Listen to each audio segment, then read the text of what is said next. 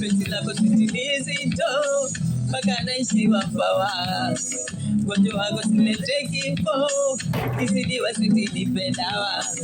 Penzi lako uwezi nzito, kitandani naishi wapawa, hivyo sisi wamejira zairo, unafanya mami na pangawa, pole pole usijeniua, mimi mgonjwa watu, mimi sio puno usijeniua, ni mgonjwa watu.